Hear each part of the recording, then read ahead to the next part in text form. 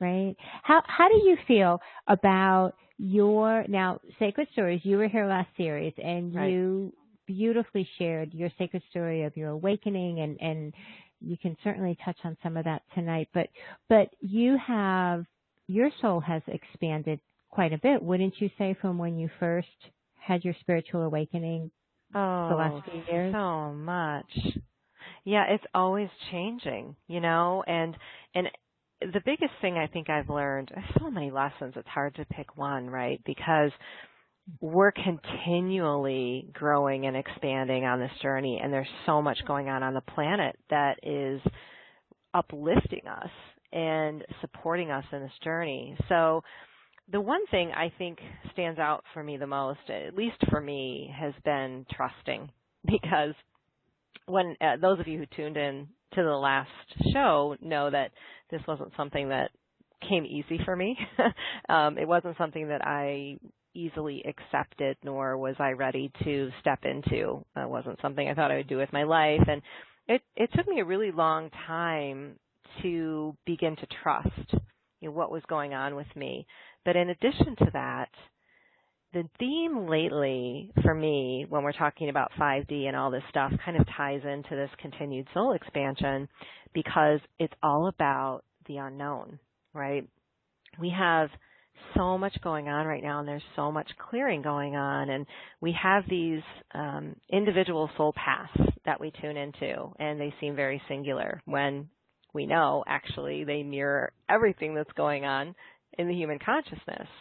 And trusting in the unknown can be a very frightening thing, especially when we have all these programs we're dealing with, which programming is just a simple word for saying we defined ourselves a certain way in the third dimension that limited us from the expansiveness of who we are. And whether that was teachings from your family, or someone told you you couldn't or you shouldn't, or you just looked around you and you didn't see people resonating with who you started to become.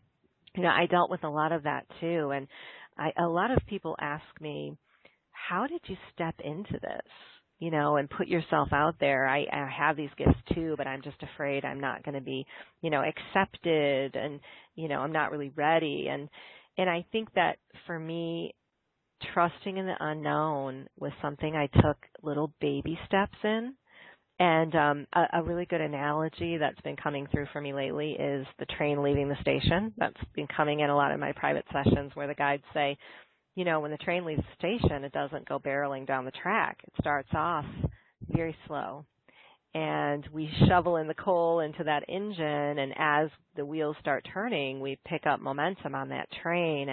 And I think that's what I've most learned, is the little things are the most important, because the more you do them and the more you take initiative and you're intentional in trusting more, accepting more of what you receive, those wheels start turning and all this stuff starts to happen.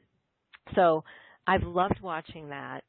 But I would say, in addition to that, another thing that I've learned that's really been expansive for me is not to put myself in a box with these gifts, because we're all opening ourselves right now to this soul expansion. Everybody is. We've got this higher vibration from the earth coming in, and our consciousness is raised, and we tend to still work in the mental body a lot, and we say, oh, this is how I do this. This is what it's supposed to look like. This is the way I think it should manifest. And when we do that, we really limit ourselves. So I've learned to let go a lot, and I've noticed some really amazing things happen. The way that I've thought I would work with this gift that seemed so limiting has completely opened up for me.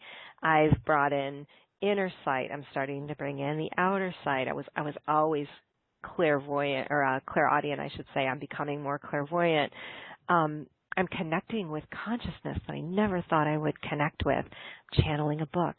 Just things are beginning to flow because I'm letting go of the way I think it should look like.